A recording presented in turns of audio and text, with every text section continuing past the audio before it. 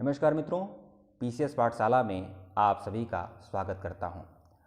Madhya Pradesh assistant professor की जो भर्ती आई हुई है उसमें एक साधारण सा प्रश्न बहुत सारे अभ्यर्थियों का है। हालांकि अभी कुछ क्लियर नहीं हुआ है कि यह जो असिस्टेंट प्रोफेसर की भर्ती आई हुई है इसका जो पाठ्यक्रम भी अभी नहीं बताया गया है और पिछला पाठ्यक्रम के आधार पर ही लोग तैयारी कर रहे हैं। तो देखिए, एक बात आपको बता दूं, पिछले पाठ्यक्रम के बेस पर ही आप तैयारी कर सकते हैं। सब्जेक्ट का मैं सिर्फ विषय की बात कर रहा हूँ। अगर आपका विषय जो भी है, आपका विषय, उस विषय की तैयारी आप पिछले पाठ्यक्रम के अनुसार करेंगे, ज़्यादा संभावना है, 100% संभावना है कि 100% सिलेबस आपका पिछला सिलेबस ही आपका 100% रहेगा। ठीक है, अगर थोड़ा बहुत फेरबदल होगा तो 95, कम से कम 2-4-5% का आपको फेरबदल देखने को मिल सकता है, या फिर वह भी नहीं होगा। मतलब सब्जेक्ट के नज़रिए से आप पूरी तरह से कन्फर्म रहिए कि सब्जेक्ट का जो भी सिलेबस था आपका पिछले असिस्टेंट प्रोफेसर की परीक्षा में, वह सेम सिलेबस आपका रहेगा।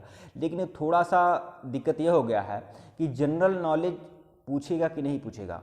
क्या जनरल नॉलेज के कुछ प्रश्न होंगे?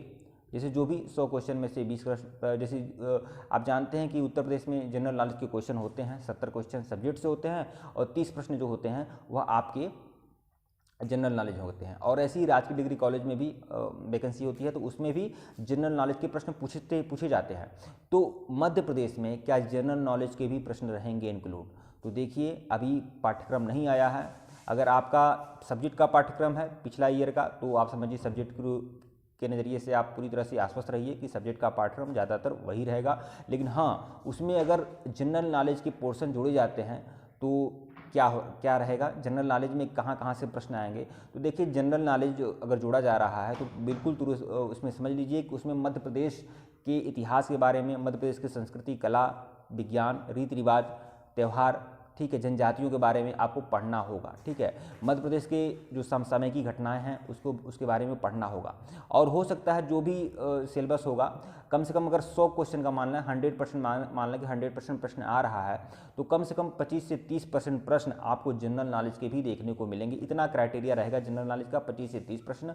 और ज़्यादातर जनरल नॉलेज में कम से कम मध्य प्रदेश स्पेशल को कम से कम 50% की वरीयता दी जाएगी। मतलब 50% प्रश्न सीधे 40%, अगर 50% नहीं भी माना है तो कम से कम 30 से 40% मान सकते हैं कि मध्य प्रदेश स्पेशल भी रहेगा।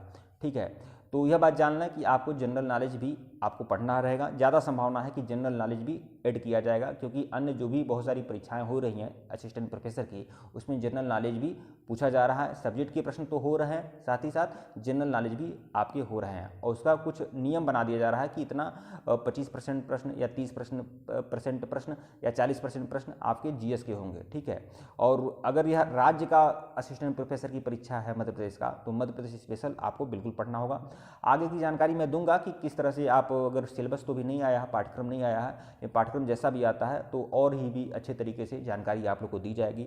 और भी किसी प्रकार का कोई भी प्रश्न किसी के भी मन में है तो कमेंट बॉक्स में कमेंट करिएगा, मैं उस पर वीडियो बनाने का प्रयास करूँगा, बता दूंगा आपको।